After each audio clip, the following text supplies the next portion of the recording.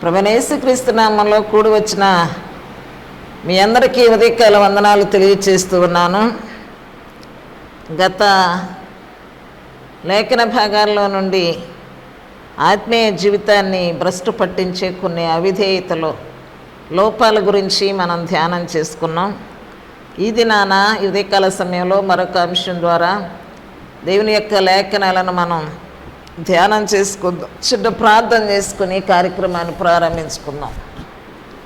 దయగల తండ్రి, పరిశుద్ధుడు అనే పరిశుద్ధ పాదాలు కొందనాలు స్తోత్రములు. ఈ ఉదయకాల సమయంలో నా సహోదరులందరి కుటుంబాల్లో ప్రభా ఈ ఛానల్ ద్వారా మీ యొక్క సత్యవాక్యము వినబడుచుండగా వినుచున్న ప్రతి వారిని దీవించండి ప్రభా. నీ మాటలు ఉదయకాల సమయంలో వినటానికి ఒకంత సమయం ఇచ్చి ప్రభా నా తండ్రి నీ మాటలు నాయన శ్రద్ధ కలిగి ప్రభా మా తండ్రి నేర్చుకునేలాగున వాటి ప్రకారం మేము ముందు కొనసాగులాగున మాట్లాడబోతున్నాను. నాతోనూ మీ బిడ్డలందరితోనూ నీ లేఖన భాగాల్లో నుండి బలపరిచి మీ నామానికి మహిమ తెచ్చుకొనమని ఈ దీవెనలే ఇస్తున్నాములు అడిగి వేడుకొనుచున్నాము తండ్రి, ఆమేన్. ఒక పాట పాడి దేవుని నామాన్ని మహిమపరుచుకుందామండి. శృంగార నగరమది నా ఆత్మ చూచుచున్నది,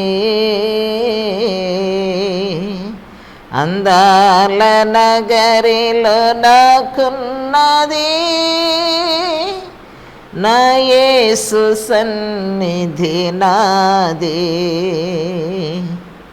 అందాల నగరిలో నాకున్నది నా యేసు సన్నిధి నాది.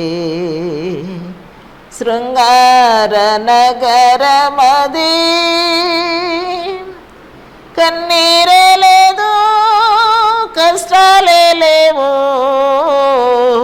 శోధన బాధలు లేవు. కన్నీరే లేదు, కష్టాలే లేవు, శోధన బాధలు లేవు. ఆనందగాన తరంగములే, ఆనందగాన తరంగములే నా యేసుకే స్తుతి హారతులో, నా యేసుకే స్తుతి హారతులో. శృంగార నగరమది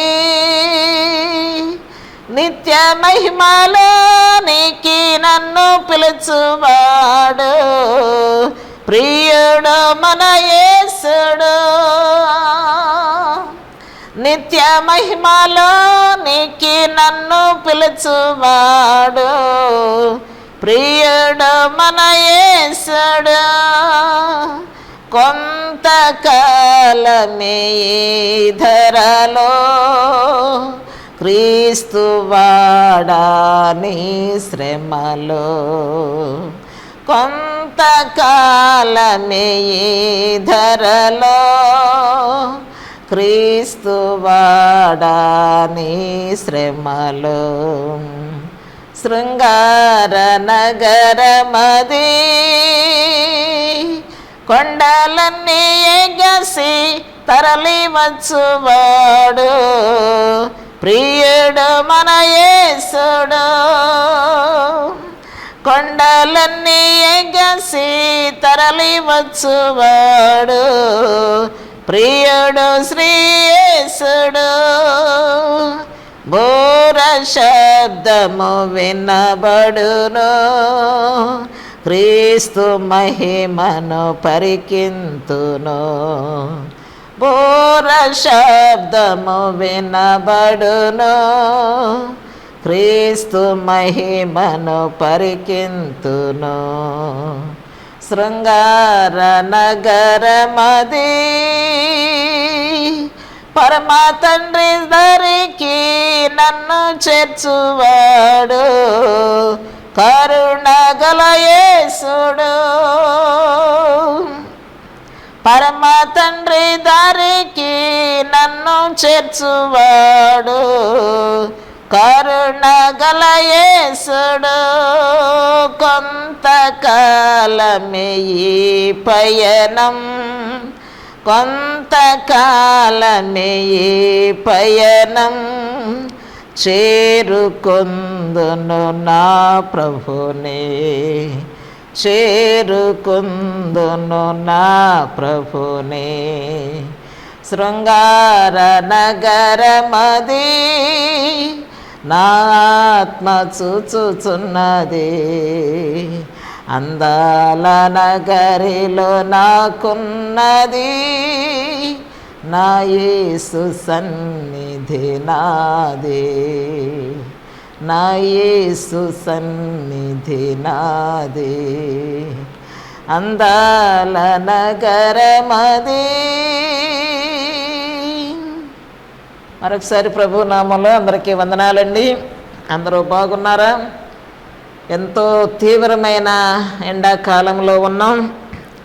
ఇంటర్మీడియట్ పరీక్షలు, 10th క్లాస్ పరీక్షలు, మరి రిజల్ట్స్ వచ్చి ఉన్నాయి. చాలామంది పిల్లలు పాస్ అయ్యి ఉన్నారు, చాలా సంతోషంగా ఉన్నారు. సంఘాల్లో పిల్లలు కూడా మరి ఇంకా ఏ ఏ కోర్సులో రాయాలా, మరి ఏ ఏ కోర్సుల్లో జాయిన్ అవ్వాలని మంచి ఆలోచనతో చాలామంది సంతోషంగా ఉన్నట్లుగా చూస్తూ ఉన్నాం. మరి యొక్క ఉదయకాల సమయంలో యవనస్తులైనటువంటి బిడ్డలు పరిశుద్ధులుగా మంచి ఉన్నతమైన విద్యల్లో, బుద్ధి జ్ఞానములో వర్ధిల్లటం అనేది మనకెంతో ఆశీర్వాదం. మనం అనేకసార్లు ఆలోచన చేస్తాం పిల్లల విషయంలో. గర్భఫలము యెహోవా ఇచ్చు బహుమానము. పిల్లలు లేని వాళ్ళని అడిగితే చెప్తారు దాని యొక్క విలువ ఏంటి అనేది, దాని యొక్క ఘనత ఏంటి అనేది. ఆ యొక్క స్థితిలో బిడ్డల్ని లేనటువంటి వారు చెప్తారు దాని యొక్క విలువను. అనేకసార్లు దేవుని దయ చొప్పున కుమారులను కుమార్తెలను కలిగి ఉన్నామని బిడ్డల విషయంలో మంచి మార్కులు వచ్చినప్పుడు, పుట్టిన రోజులకు జ్ఞాపకార్థ మరి మంచి కృతజ్ఞతా కూడికల కొరకు కుటుంబాల్లో కృతజ్ఞతా కూడికలు జరిపిస్తూ ఉంటాం. మంచి మంచి టాప్ ర్యాంకర్లుగా నిలబడిన సందర్భాల్లో బిడ్డలను మనం ఎంతో అభినందిస్తూ ఉంటాం, సంతోషిస్తూ ఉంటాం తల్లిదండ్రులుగా. మరి అలాంటి బిడ్డలు కుటుంబాల్లో ఎంతో ఆశీర్వాదకరమైనటువంటి విధానం. ఈ సమయంలో ఈ దిన అంశము యవనస్తుల యొక్క పరిశుద్ధత. యవన బిడ్డలు ఎలా పరిశుద్ధులుగా ఉండాలి, అందునిమిత్తం దేవుని యొక్క వాక్యం ఏమి సెలవిస్తుంది అనేది లేఖన భాగాల్లో నుండి మనం జ్ఞాపకం చేసుకుందామండి. అందరూ కూడా దేవుని యొక్క మాటలు వినాలని నేను ప్రేమపూర్వకంగా కోరుతూ ఉన్నాను. కీర్తనల గ్రంథము 127వ అధ్యాయము 3వ వచనం మనందరికీ తెలిసినటువంటి వాక్యం. కుమారులు యెహోవా అనుగ్రహించు స్వాస్థ్యము. ఇది అనేకసార్లు మనం చదువుకునేటువంటి విషయం, అనేకసార్లు జ్ఞాపకం చేసుకుంటున్నాం. దేవుని యొక్క యెహోవా యొక్క స్వాస్థ్యమని కుమారులను గురించి మాట్లాడుకుంటూ ఉంటాం. మరి కుమార్తెలు వీళ్ళు ఎలాంటి వారు, దేవుని దృష్టిలో వీళ్ళు ఎలా ఉన్నారు, కుటుంబానికి వీళ్ళ యొక్క అవసరత ఎంత ఉంది, కుమారుల యొక్క అవసరత ఎంత ఉంది, వీరిద్దరూ కూడా ఒక ఆశీర్వాదకరమైనటువంటి విధానంలో దేవుడు వీరిని తీర్చిదిద్దాడు అనేటువంటి విషయాన్ని మనం ఎన్నడూ కూడా మర్చిపోకూడదన్నమాట. ఈ యొక్క కుమారులు ఎదిగిన మొక్కల వంటి వారు. యవన కాలమందు పుట్టిన బిడ్డలు బలవంతుని చేతిలోని బాణముల వంటి వారు. అట్టివారితో తన అంబుల పొది నింపుకునినవాడు ధన్యుడు అని దేవుని యొక్క వాక్యం సెలవిస్తుంది. కుమారులు యెహోవా అనుగ్రహించు స్వాస్థ్యము. ఈ స్వాస్థ్యము దేవుడిచ్చిన స్వాస్థ్యము. చాలామంది మురిసిపోతూ ఉంటారు, ఇది మా స్వాస్థ్యం, ఇది మా సొంతం అని. ఆడపిల్లల విషయానికి వచ్చేసరికి ఆడపిల్ల ఆడపిల్లే, అక్కడ పిల్ల అన్నట్టుగా ఉంటారు. కానీ బైబిల్ వీరిని గురించి ఏ ఘనతను తెలియచేస్తుందో లేఖనాల్లో నుండి మనం ఒకసారి చదువుకున్నట్లయితే 144 కీర్తన 12వ వచనాన్ని మనం చదివినట్లయితే, కుమార్తెలట నగరుకై చెక్కిన మూల స్తంభముల వంటి వారు, మూల కమ్మముల వంటి వారు, నగరుకై చెక్కిన మూల కమ్మముల వంటి వారు. ఆలోచించండి, మొక్కలు గట్టిగా ఉంటాయా? ఎదిగిన మొక్కలు గట్టిగా ఉంటాయా?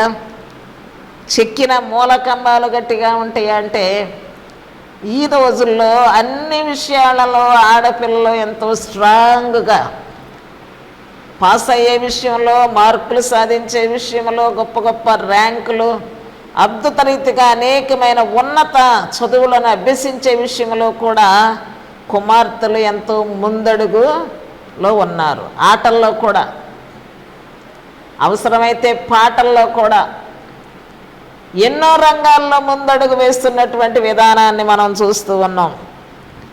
బయట మనకు కనబడుతుంది, పరిశుద్ధ గ్రంథంలో కూడా మనకి కనబడుతుంది అన్నమాట. ఈ కుమార్తెలైన కుమారులైన వీరు చిన్నతనము నుండి దేవుని దయలో పెంచబడాలి, మనుషుల దయలో పెంచబడాలి. అప్పుడు పెద్దవాడైనా సరే ఆ చిన్నతనములో నేర్చుకున్న దేవుని యొక్క జ్ఞానము నుండి ముసలివాడైనా కూడా బయటికి తొలగిపోడు, త్రోవ తప్పిపోడు. చిన్నతనము నుండి కూడా దేవుని యొక్క మాటలు, పాటలు, దేవునిని గుర్చినటువంటి జ్ఞానం బిడ్డలకు తెలియచేయాల్సినటువంటి బాధ్యత తల్లిదండ్రుల పైన ఉందన్నమాట. కాబట్టి కుమారులు ఎదిగిన మొక్కల వంటి వారు, కుమార్తెలు నగరకై చెక్కబడిన మూల కమ్మముల వంటి వారు. వీరు దేవుని దయలో పెంచబడటం అనేది ఆశీర్వాదం. చిన్నతనము నుండి దేవుని దయలో పెంచబడితే వారు వృద్ధాప్యంలో కూడా ఆ మార్గాన్ని తప్పిపోకుండా ఉంటారు. మంచి చెడ్డల వయసు వచ్చినప్పుడు పడిపోకుండా ఉంటారు.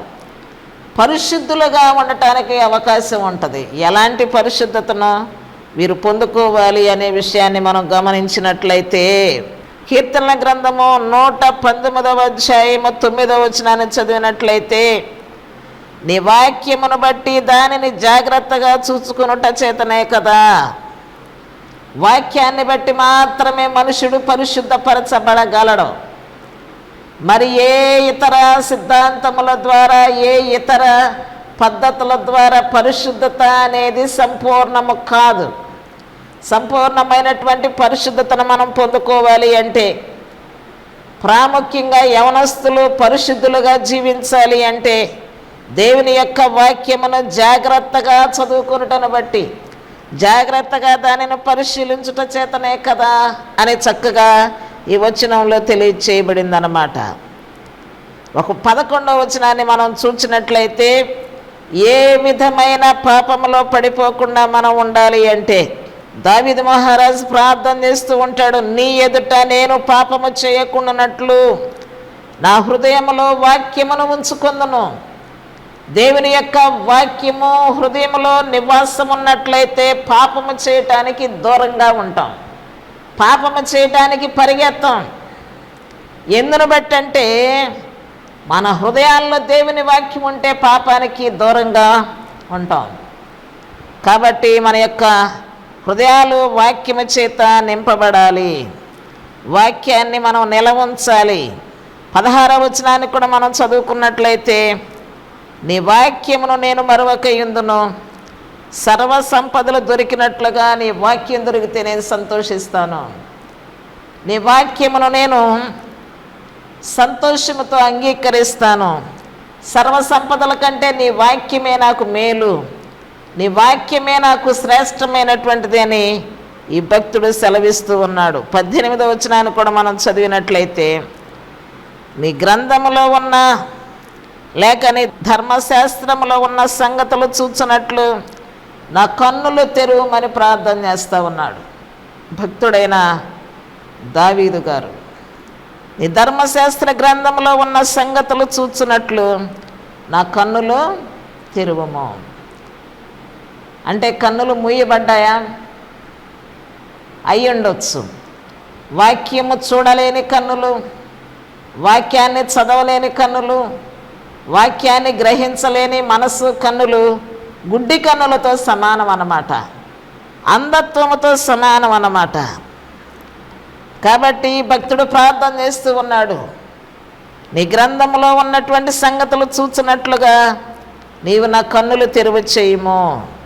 1 కొరింథీ పత్రిక 3వ అధ్యాయం 16వ వచనాన్ని మనం చదువుకున్నట్లయితే, ఇంత మంచి జీవితాన్ని, ఈ యవన కాలాన్ని, యవనస్తులైన బిడ్డలను దేవుడు మనకిచ్చి వారి దేహంలో ఉండగానే, ఈ భూమి మీద ఉండగానే దేవుని నామాన్ని ఘనపరిచేటువంటి వారిగా, దేవుని మహిమపరిచేటువంటి బిడ్డలుగా ఉండాలని ఆయన కోరుకుంటూ ఉన్నాడు.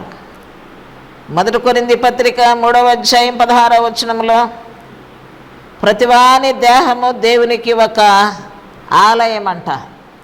మీ దేహము దేవుని ఆలయం అని మీరు ఎరుగరా? మనం చాలాసార్లు ఆలయము అనగానే ఒక కట్టడాలను చూసి ఇది దేవునికి ఒక ఆలయం అనుకుంటాం. ఈ కట్టడాల వైపు మనం చూసి ఇక్కడ దేవుడు ఉన్నాడు అనుకుంటాం. ఆయన అడుగుతున్నాడు, నీ దేహంలో నేను ఉండాలి, నీ దేహమే నాకు ఆలయము, నీ ఒళ్ళే నాకు ఒక ఇల్లు అంటున్నాడు ఒక మాటలో చెప్పాలంటే. కాబట్టి ప్రతివాని దేహము దేవునికి ఒక ఆలయముగా ఉండాలని దేవుడు కోరుకుంటున్నాడు.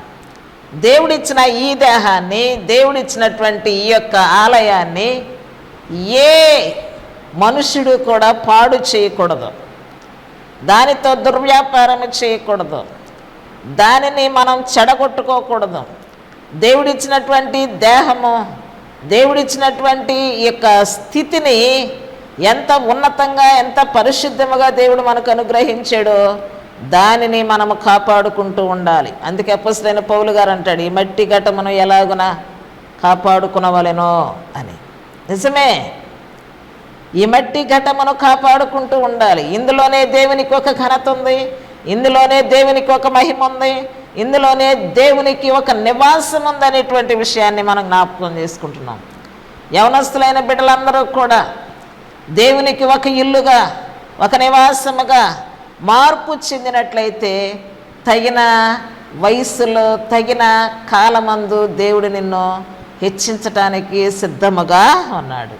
అది చదువే కానివ్వండి, ఉద్యోగమే కానివ్వండి, భవిష్యత్తులో ఏదైనా నీవు పొందాలి అనుకుంటే ఆ పొందుకునే దానికి ఒక అర్హమైన పాత్రగా నీవు, నీ దేహము దేవునికి ఇష్టమైన రీతిలో ఉండాలి. 17వ వచనాన్ని కూడా మనం చదువుకున్నట్లయితే, ఎవడైనాను దేవుని ఆలయమును పాడు చేయకూడదు, ఎవడైనాను దేవుని ఆలయమును పాడు చేస్తే దేవుడు వానిని పాడు చేయును అని దేవుని వాక్యం సెలవిస్తుంది. దేవుని యొక్క ఆలయము పరిశుద్ధమైనది. మనందరము కూడా దేవుని ఆలయమై ఉన్నాము. ఈ ఆలయములో దేవుడు మాత్రమే నివసించాలి, కానీ ఏ దురభ్యాసాలు కూడా నివాసం చేయకూడదు. అంటే దేవుని వాక్యం మాత్రమే స్టోర్ అయి ఉండాలి. దేవుని యొక్క వాక్యము నివాసం చేసినట్లయితే అందులోనికి ఇక దెయ్యాలు రావు. దేవుని వాక్యానికి ప్రాధాన్యత ఇచ్చి మన హృదయంలో దేవుని యొక్క మాటలు తలపోసుకుంటూ ఉండాలి, నెమరు వేస్తూ ఉండాలి, ధ్యానం చేస్తూ ఉండాలి. దేవుని యొక్క మాటలను మనము చదువుతూ ఉన్నప్పుడు దావీదు భక్తుడు అంటాడు, నాకు క్రొవ్వును మెదడు దొరికినట్లుగా ఉంది అంటాడు. అంత తృప్తిగా, క్రొవ్వు మెదడు తిన్నంత తృప్తిగా ఉందంటాడు, తేనె తిన్నంత తృప్తిగా ఉందంటాడు. చాలామందికి ఈ దినాల్లో బైబిల్ చదువుకోవటం అంటే ఇష్టం ఉండదు, వాక్యాన్ని ధ్యానం చేయటం అంటే ఇష్టం ఉండదు. గుళ్ళు గోపురాలు తిరుగుతూ ఉంటారు, మీటింగ్ పందిళ్ళు తిరుగుతూ ఉంటారు, సభలకి సమావేశాలకి హాజరవుతూ ఉంటారు. కానీ వ్యక్తిగతంగా కూర్చుని దేవుడు నా చేతిలో ఉంచిన ఈ గ్రంథం యొక్క ఉద్దేశం ఏంటి, నా కొరకు నేను పుట్టక మునుపు నా కొరకు ఎలాంటి సంగతులు ఇందులో దాచి ఉంచాడు అని ఆలోచన చేసి ఒక్కొక్క పేజీని తిప్పి క్షుణ్ణంగా చదవటానికి మాత్రం చాలామంది ఇష్టపడరు. చదువుకునే వాళ్ళు ఉన్నారు, అర్థం చేసుకునే వాళ్ళు ఉన్నారు. దేవునికి ఆలయముగా కట్టబడినటువంటి యవనస్తులు కూడా లేకపోలేదు. కానీ కొంతమంది దేవుడిచ్చిన దేహాలని పాడు చేసుకుంటూ, దేవుడిచ్చినటువంటి జ్ఞానాన్ని పాడు చేసుకుంటూ, దేవుడిచ్చినటువంటి ఆ యొక్క జీవితాన్ని పాడు చేసుకుంటూ అందులో దుర్వ్యాపారమును కొనసాగిస్తూ ఉన్నటువంటి పరిస్థితులు కూడా మనం చూస్తూ ఉన్నాం. ఈ దినాల్లో ఎక్కువ మంది అనేకమైన దురలవాట్లకు బానిసలు కావటానికి కారణం ఏంటంటే సాతాను యొక్క నివాసం వారి యొక్క హృదయాల్లో ఉంది. దుష్ట సాంగత్యాలు దేవుడిచ్చిన తెలివిని ఇంకా రకరకాలుగా దుర్వ్యాపారానికి వాడుకుంటూ ఉన్నారన్నమాట.